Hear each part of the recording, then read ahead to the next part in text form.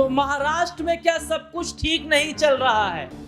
और क्या वाकई अब इस्तीफे की शुरुआत भी होने वाली है? ऐसा क्या हो गया कि अब इस्तीफे तक की नौबत आ गई है?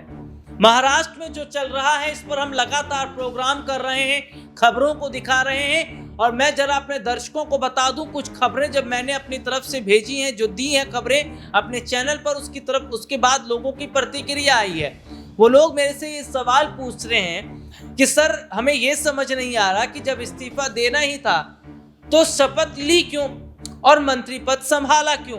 तो आज मैं इस पर बात करूंगा कि इस्तीफे की नौबत क्यों आ रही है और क्यों मजबूरी में, मैं मजबूरी शब्द का इस्तेमाल कर रहा हूं, क्यों मजबूरी में डिप्टी सीएम जैसा पद संभालना जो है, अगर मैं कहूं तो मजबूरी बन गया।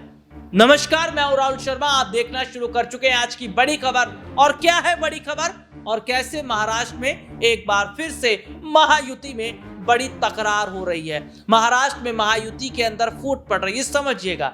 दरअसल महाराष्ट्र में सरकार को बने जुमा जो है वो 3 से 4 दिन हुआ है। और ऐसे में क्या देखा जा रहा है कि अब मंत्रिमंडल विस्तार को लेकर पेच फंस रहा है। खबर ये सामने आती है कि महाराष्ट्र में 2 बड़े चेहरे, एकनाथ शिंदे और अजीत पवार, ये बड़े मंत्रालय की मांग कर रहे हैं। यानी कि गृह मंत्रालय, वित्त मंत्रालय, राजस्व मंत्रालय और बीजेपी, इनमें से एक मंत्रालय इन्हें देने के लिए तैयार है। यहां तक ये भी देखा जा रहा है अजीत पवार को अलग रखकर केवल शिंदे के बारे में सोचा जा रहा है। शिंदे को एक ही मंत्रालय दिया जा रहा है, लेकिन शिंदे और अजीत पवार दोनों नाराज है।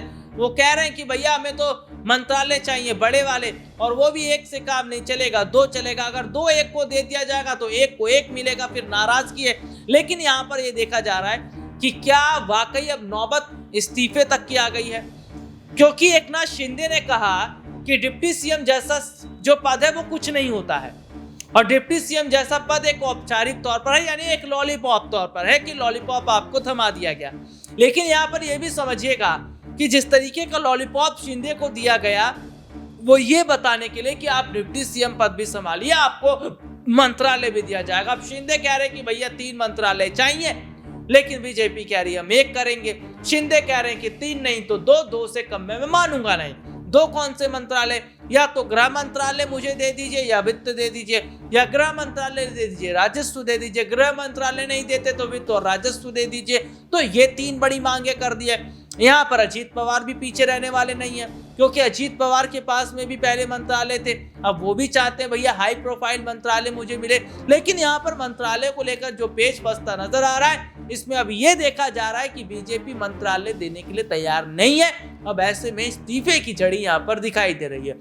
मजबूरी में शिंदे ने इस्तीफा लिया, बीजेपी का दबाव था अजीत पवार पर भी, लेकिन अब माना जा रहा है ये दबाव टूटता नजर आ रहा है। और शायद कहीं ना कहीं महाराष्ट्र में जो सरकार है वो देवेंद्र फडणवीस की गिरती नजर आ रही है, गिर जाएगी। क्योंकि अगर शिंदे और अजीत पवार छोड़ देते हैं महायुति का साथ, तो ऐसे ही देवेंद्र फडणवीस को फिर मुश्किलों का सामना करना पड़ेगा, या मैं अगर ये कहूं तो जल्दी इस्तीफा भी वो दे सकते हैं। आज के लिए इतना ही, आपसे फिर दोबारा मुलाकात होगी, तब तक ले जा दीजिए, नमस्कार।